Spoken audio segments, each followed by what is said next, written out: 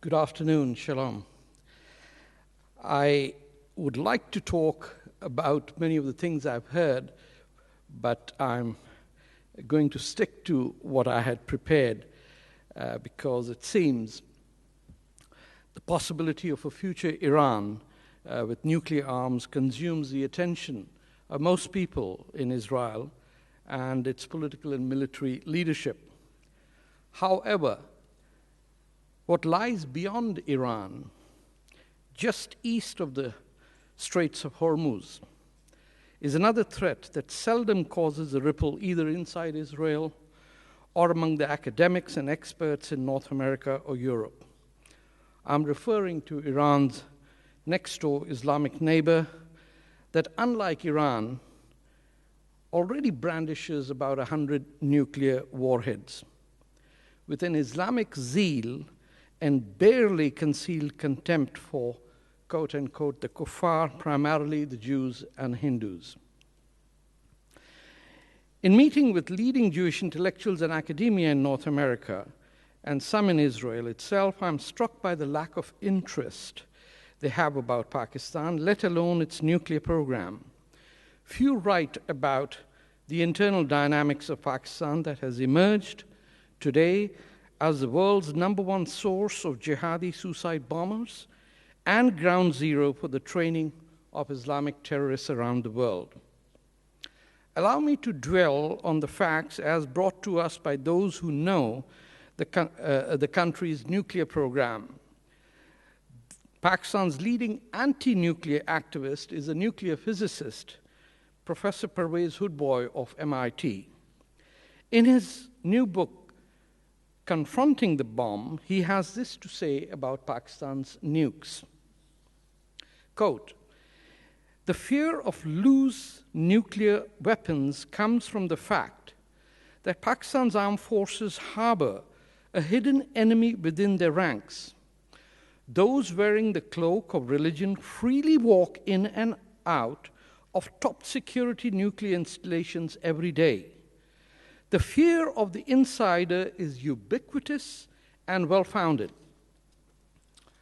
Professor Hoodbhoy adds that even the non-fundamentalist elements, and I talked to what my colleague Dr. Kanta Ahmed said of the liberal or the moderate Muslim or the secular Muslim, whatever you may label it, that even among the non-fundamentalist elements are, quote-unquote, the soft Islamists, he says, and describing the Pakistan army as a heavily Islamicized rank and file brimming with sedition thoughts. And this army's intelligence wing, the ISI, is the world's only national security agency that partakes in the active training and mobilization of international terror from the border between Malaysia and Thailand to India, to Kashmir, to North America, to the Bombay bombing, which took place at the hands of planning by LET operators in the United States and in Canada, the names of which hardly any Canadian American can remember. But these are the facts. All of this makes understanding Pakistan quite essential. But Pakistan is not an easy subject.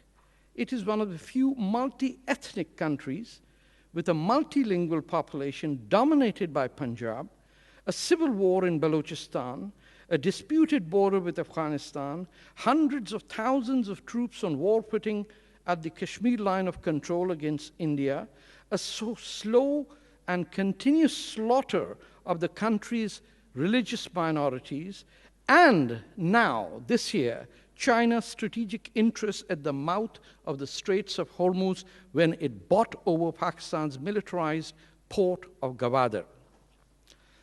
All of this makes the study of Pakistan a daunting task for any outsider, even Britain and USA, who helped create the country to install a buffer state between the advancing USSR just days after the Second World War, and India, which had a left-wing Congress and Communist Party alliance in its liberation movement. They couldn't get it and have still not been able to read the tea leaves with any degree of accuracy. Pakistan today produces more nuclear bombs per rate of bombs than any other nuclear power while developing long-range missiles. On paper, these nuclear warheads and missiles are India-centric and pointed towards the east. However, Pakistan's nuclear arsenal is not a static location. It's not at a static locations, and the warheads as well as the missiles are constantly on the move. And if there is one country that the Pakistan's politicians and chattering classes, both on the right and on the left, hate more than India, it is Israel. I fear Israelis are unaware of the vulnerabilities in Pakistan's nuclear program that make it possible for a non-state jihadi actor to strike at the Jewish state. Pakistan is a society based on fundamental notion of hatred, and they make no apologies about it, hatred of the other. Since its creation, the society has identified two groups that rhyme in the Urdu lexicon, the Hanud and the Yahud, the Hindu and the Jew. And this has been cultivated since 1947 until now, where this education is ubiquitous, and it is known that every terror incident anywhere in the world committed by Pakistani trained terrorists is always pointed to as something having to do with the state of Israel. In a culture of violence, 3 million fellow Muslims were killed in a genocide in 1971 in Bangladesh. With the liquidation of the Hindu population and the total absence of Jews, the addiction to killing the other is now consuming the Pakistanis from within. Just in the 3 years leading up to the 2011 capture and death of Osama bin Laden, there were 225 suicide bombings in the country, killing 3,900 people, and all of them in political motivated attacks by Sunni Muslim jihadis. All the victims were Muslims, from the Ahmadi community to Shia Muslims, and all the victims were accused of working for the Zionist cause. The irony is that while Israel considers Shia Iran as its primary enemy and nurtures a cold peace with Sunni Jordan and Egypt, Sunni Islamic clerics consider the Shias as an offshoot of Judaism and the agents of Zionist Israel. This hostility towards the Shia does not end in Pakistan itself, where there's a slaughter is taking place. It is as far apart as Indonesia to Indiana, which is, by the way, the home state of the Islamic Society of North America, which is the Muslim Brotherhood functioning organization in the United States, which, by the way, received a message of congratulations from dear President Barack Obama just last month. Let me catalog briefly the role Pakistan has played in international terrorism long before its territory was used by bin Laden or Khalid Sheikh Mohammed to plan the 9/11 attacks. And I'll give you 10 of them. September 1986, armed men attempt to hijack a Pan Am jet on the tarmac of Karachi airport, in which 20 people dead. Among the arrested, 5 Palestinians belong to Abi Nidal group and 7 Pakistanis. January 1993, CIA headquarters, Langley, Virginia, attacked, killing 2 CIA employees. Perpetrator is a Pakistani, Ajmal Kansi. 4 years later, he is arrested. February 1993, World Trade Center attacked using a truck bomb. Mastermind of the attack, Ramzi Yusuf, is later arrested in 1995 in Islamabad, Pakistan. August 1998, American embassies in Kenya and Tanzania are bombed, killing 223 people, wounding 4,000 others. One of the planners of the attack, Ahmed Khalfan Ghailani, arrested in 2004 in Gujarat, Pakistan. October 2000, jihadi terrorists carried out a suicide attack on USS Cole. Guess where was the planner finally captured? Walid bin Attash is later captured 2003, April 29th, in Karachi, Pakistan. May 2002, suicide bombing killing 11 French naval engineers inside the Sheraton Hotel in Pakistan. 3 years later, Mufti Muhammad Sabir is arrested for that killing. I could give you a number of details going right up to May 2010. A bombing at New York Times is foiled when the street vendors discover smoke coming from a vehicle alert. We know Faisal Shahzad, 30-year-old Pakistani American. In addition to the above list of international jihadi terror attacks associated with Pakistan, the country has been home to most of the al-Qaeda leadership. They include Abu Zubaydah, Saudi citizen, currently held in US custody, Ramzi bin Shib, Yemeni citizen, Khalid Sheikh Mohammed, Abu Faraj al-Libi, Mustafa Nasser. They're not Pakistanis. They live in Pakistan because Pakistan is a fertile ground that allows Sharia-based racist dominance of the Arab over the non-Arab that is ingrained in, and that is why the Arab is at the top and the black African is at the bottom, called the Ya Abdi.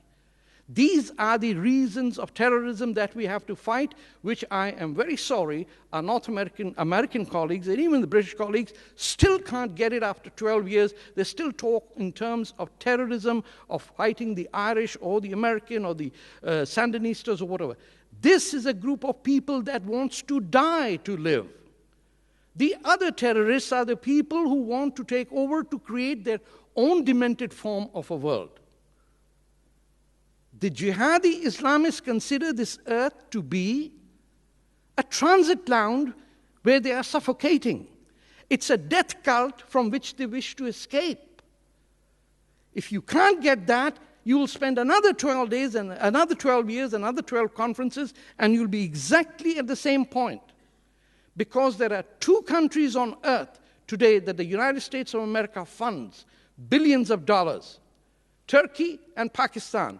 The two states that provide the fundamental ideological basis that leads to Islamic terrorism rearing its head.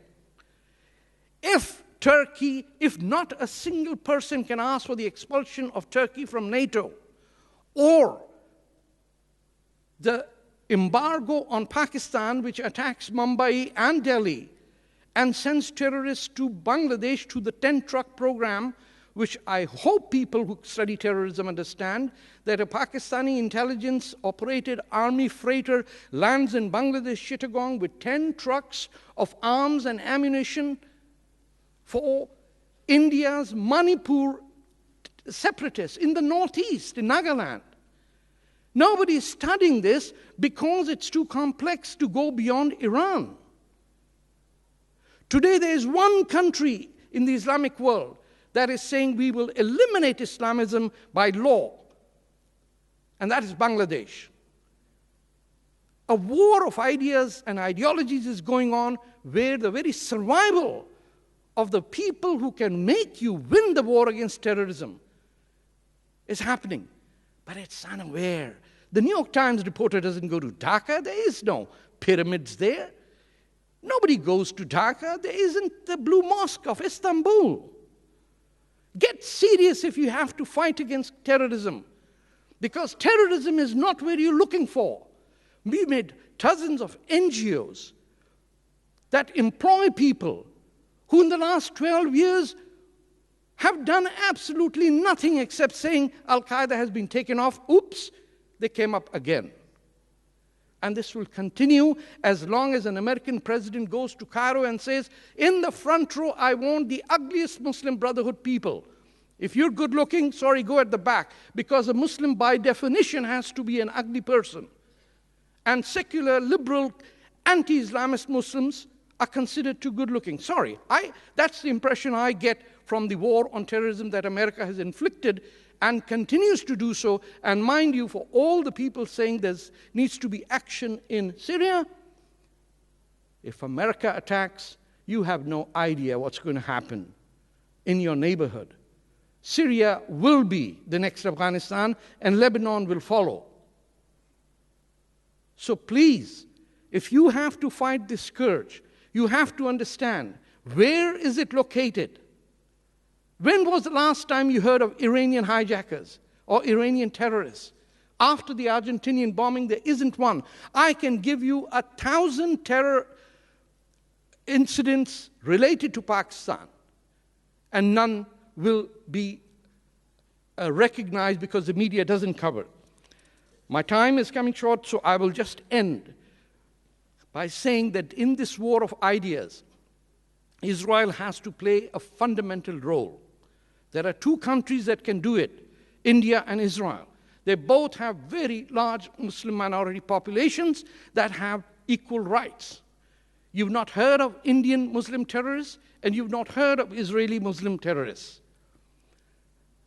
There may be people who have extremist views, but they haven't come out under secular democracy where their rights are recognized, even though some Muslims in India and Israel have anti-India and anti-Israel perspectives.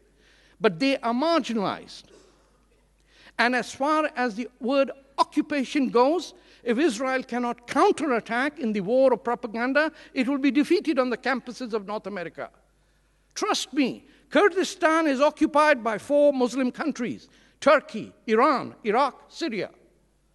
Balochistan is occupied by 3 Muslim countries: Iran, Pakistan, and Afghanistan. Western Sahara has been occupied by Morocco. West Papua has been occupied by Indonesia. I have never read this in any Israeli newspaper. Why is the Israeli Apartheid Week celebrated in the University of Toronto, but not the Saudi Apartheid Week, whereby the color of your skin and your passport, even your toilets are differentiated? And right in your neighborhood, the regimes that you consider moderate Muslim, like Jordan, apartheid and racism is the rule. A king was not allowed to be, a crown prince was not allowed to be a king because his son happened to be half Pakistani. And I'm talking of Crown Prince Talal and his Pakistani wife. If you wish to see apartheid, live like me 10 years in Saudi Arabia, live like Dr. Kanta Ahmed over there, and let's see what the right of a black person is in a racist, Arab-dominated society.